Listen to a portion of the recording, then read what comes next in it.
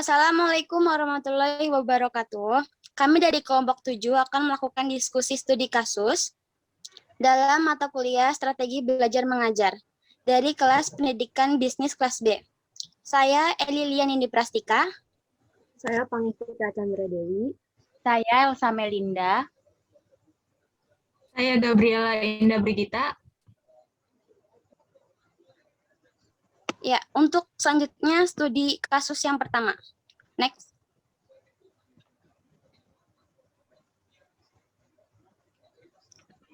Studi kasus yang pertama yaitu heboh guru cabuli siswi. PAN minta Disdik DKI buat kebijakan pengawasan. Seorang guru honorer berinisial AM 32 tahun mencabuli muridnya sendiri. Aksi pencabulan tersebut sudah berlangsung selama 3 tahun dan baru terungkap awal Desember 2020. Dari analisis saya, ini melanggar kompetensi kepribadian karena seorang guru dilihat juga tidak hanya dilihat dari bagaimana ia menyampaikan materi pada kegiatan belajar mengajar, namun juga kepribadiannya seperti itu. Karena seorang guru termasuk public figure bagi murid-muridnya, yaitu seseorang yang patut dicontoh oleh murid-muridnya. Jadi tidak baik atau ini adalah hal yang melanggar kompetensi kepribadian pada belajar mengajar seperti itu.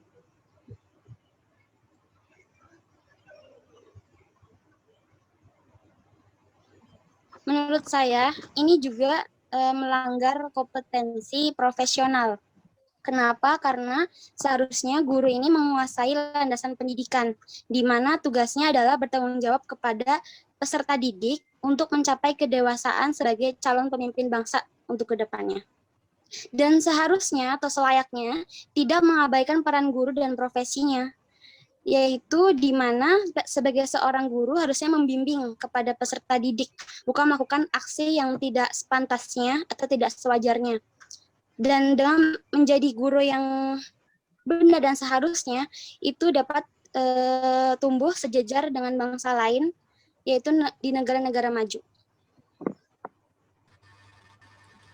Menurut saya juga, dalam kasus ini melanggar kode kompetensi pedagogik, di mana dalam kompetensi pedagogik, seorang guru kita harus bisa mengembangkan potensi yang dimiliki peserta didik, menguasai prinsip-prinsip dasar pembelajaran dan lainnya. Namun dalam kasus ini, oknum guru tersebut bukan mengembangkan potensi peserta didik, namun justru merusak potensi yang dimiliki peserta didik tersebut.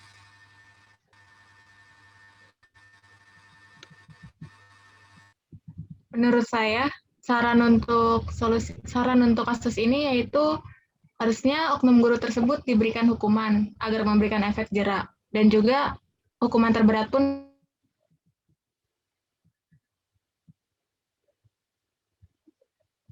harus lebih diperhatikan lagi supaya pihak sekolah tidak asal menerima calon guru.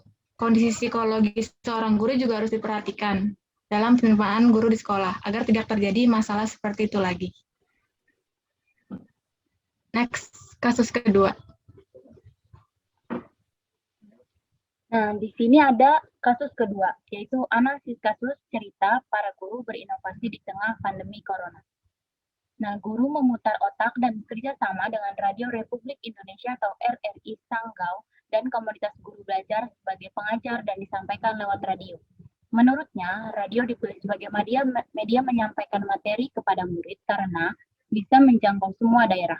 Sehingga kini program belajar di RRI bisa didengarkan selama 1 jam mulai Senin hingga Jumat.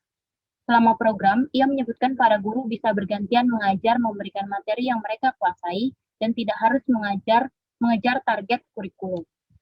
Nah, menurut hasil analisis saya, kompetensi yang ditonjolkan itu kompetensi pedagogik, di mana seorang guru harus mempunyai strategi pembelajaran yang unik di masa pandemi seperti ini. Contohnya itu dalam kasus ini, si guru bekerja sama dengan RRI untuk menyampaikan materi pembelajaran selama 1 jam, yaitu dari hari Senin hingga hari Jumat.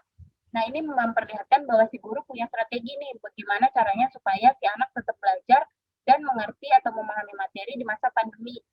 yaitu dengan menggunakan atau bekerja sama dengan Radio Republik Indonesia. Sehingga semua anak di Indonesia bisa ikut mendengarkan dan memahami materi pembelajaran lewat radio tersebut. Kalau menurut teman-teman bagaimana? Kalau menurut saya, kompetensi yang ditonjolkan selanjutnya itu yaitu ada kompetensi kepribadian, juga sosial. Nah, kenapa di kepribadian? Karena dalam kompetensi kepribadian ini kan menjelaskan bahwa guru menampilkan diri sebagai pribadi yang mantap, stabil, dewasa, arif, dan berwibawa. Selain itu, guru dapat menampilkan diri sebagai pribadi yang berakhlak mulia, yang menjadi teladan bagi peserta didik, dan nilai kinerja guru yang dikaitkan dengan pencapaian tujuan pendidikan. Nah, dari kompetensi kepribadian ini bisa terlihat dalam kasus tersebut, yang dimana guru berinovasi, yang dimana dalam kasus inovasi ini, guru sebagai pribadi yang arif, berwibawa, dan bijaksana bisa menentukan strategi apa yang cocok untuk pembelajaran di masa pandemi ini. Guru tersebut peduli dengan pendidikan anak bangsa. Ia bekerja sama dengan RRI supaya materi pembelajarannya bisa disiarkan di radio dan juga didengarkan oleh banyak orang, sehingga banyak anak didik yang di pelosok juga bisa ikut mendengarkan materi pelajaran tersebut. Nah, guru tersebut juga mengajak guru-guru lainnya untuk bergantian mengajar, memberikan materi yang mereka kuasai, agar semakin banyak ilmu yang bisa diterima oleh peserta didik di seluruh Indonesia. Karena pekerjaan seorang guru merupakan pekerjaan yang mulia, maka tidak heran bahwa para guru memiliki akhlak yang mulia juga, dan peduli dengan para peserta didiknya, untuk bisa tetap belajar dan mencerdaskan anak bangsa. Terus, kenapa juga masuk ke kompetensi sosial? Karena di kompetensi sosial ini disebutkan bahwa guru harus dapat berkomunikasi secara efektif dengan orang tua, peserta didik, sesama pendidik, dan masyarakat.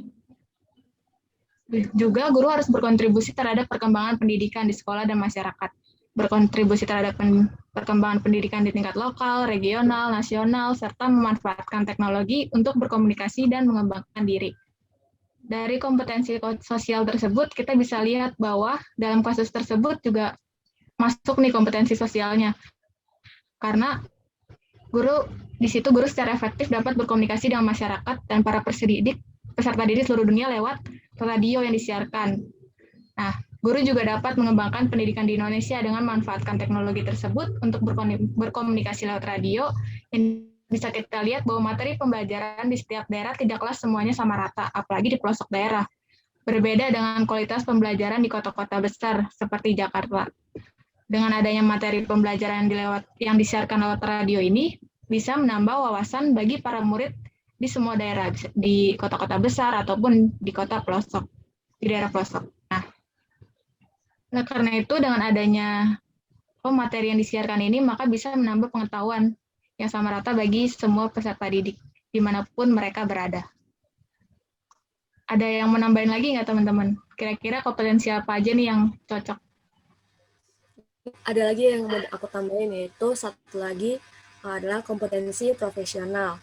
Di sini, dalam kompetensi profesional, terlihat bahwa guru dapat mengembangkan materi pembelajaran yang dimampu secara kreatif, mengembangkan profesionalan secara berlanjutan dengan melakukan tindakan reflektif. Nah, dari kasus di atas dapat dilihat bahwa sebagai seorang guru yang profesional, guru dapat membuat strategi pembelajaran yang baru, yang kreatif, yang manfaatnya itu dapat dirasakan oleh banyak orang. Nah, terutama di tengah pandemi ini, pastinya metode pembelajaran yang dulu biasa kita lakukan, yaitu pembelajaran tatap muka, berubah menjadi pembelajaran jauh-jauh melalui daring. Jadi, dengan adanya inovasi ini, bisa dapat membantu guru-guru dalam mengajar murid-muridnya. Nah, menurut saya, kasus ini sangat menginspirasi buat para guru lain-lainnya untuk bisa ikut serta bergantian membantu memberikan materi pembelajaran kepada banyak peserta didik di seluruh Indonesia. Apalagi di pelosok-pelosok daerah yang sinyal internet itu sangat sulit sekali ditemukan, jadi bisa diganti dengan Radio Republik Indonesia ini. Selain bisa bermanfaat bagi semua peserta didik yang mendengar, juga bisa merupakan tugas yang mulia, karena bisa saling membantu memberikan ilmu pengetahuan untuk mencerdaskan anak bangsa. Nah, tindakan ini juga bukan hanya mencerdaskan siswa-siswa di sekolah guru tersebut, tetapi juga bisa mencerdaskan seluruh siswa yang ada di Indonesia yang ikut mendengarkan siaran radio tersebut. Next, selanjutnya.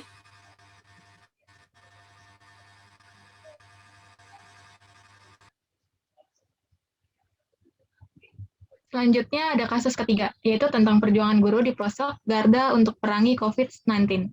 Nah, Wilfriedus Cardo, guru SMK Negeri 7 ND, Nusa Tenggara Timur, dan Afan Faturaman, guru SD Negara Batu Putih Laok 3 Sumeneb, Madura, Jawa Timur, menunjukkan kegigihannya dalam mengajar di era pandemik ini.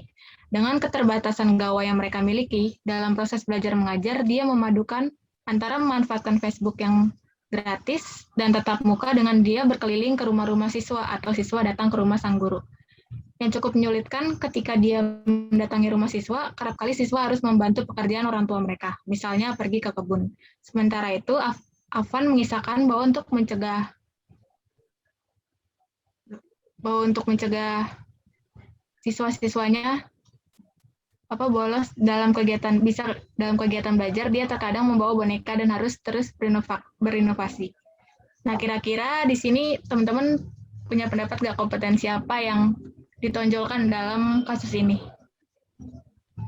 Menurut saya, kompetensi yang ditonjolkan dalam kasus ini itu adalah kompetensi sosial, di mana seorang guru itu harus memiliki kemampuan berkomunikasi, tapi juga seorang guru harus mampu bergaul dengan si peserta didik maupun keluarganya. Seperti kayak film yang pernah kita tonton sebelumnya di semester sebelumnya itu film Ron Clark. Dia ingin mengetahui gimana sih sisi sosial si anak didik tersebut agar dia juga memahami bagaimana memberikan materi yang terbaik bagi si peserta didik, agar si peserta didiknya ini nyaman, aman, dan juga mengerti materi yang diajarkan oleh guru tersebut. Nah, dalam kasus ini tuh sangat berdekatan erat karena si guru bukan hanya menjadi guru saja, namun juga bisa menjadi orang tua kedua di sekolah si anak murid tersebut. Gimana teman-teman? Ada lagi? Ada. Menurut saya ditambahkan lagi dalam kasus ketiga ini termasuk yaitu kompetensi kepribadian. Kenapa? Karena guru itu kan harusnya mencerminkan kepribadian yang arif dan berwibawa, menjadi teladan yang baik kepada peserta didiknya, yaitu secara berkelanjutan dapat melakukan tindakan yang reflektif dan memanfaatkan TIK, teknologi informasi komunikasi, untuk berkomunikasi dan pengembangan diri peserta didik. Nah, dengan hal ini itu guru ini tidak mencerminkan yang sikap yang positif, walaupun memang niatnya itu sangat mulia. Kenapa? Karena dalam kondisi yang seperti ini, COVID-19, tidak seharusnya dalam melakukan pembelajaran ini dengan tatap muka gitu.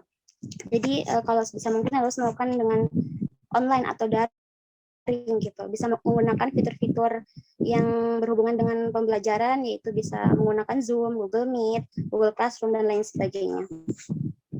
Dan ada lagi saran untuk kasus ketiga ini, seharusnya jika memang tidak mampu atau memang peserta didiknya itu tidak memiliki alat komunikasi, sekolah seharusnya itu bisa menyediakan alat komunikasi untuk peserta didiknya, yaitu bisa meminjamkan atau menyediakan seperti telepon atau tablet gitu untuk belajar, tapi benar-benar pure untuk pembelajaran saja, tidak bisa untuk yang hal-hal yang lain dan bisa dikontrol dari sekolah.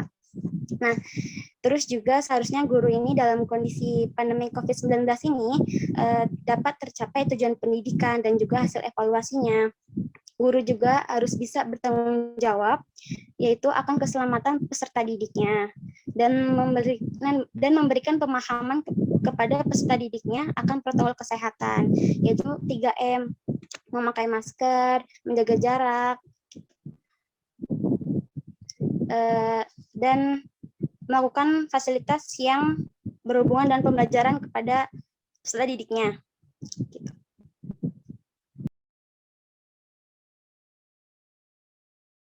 Iya, sekian studi kasus dari kelompok kami.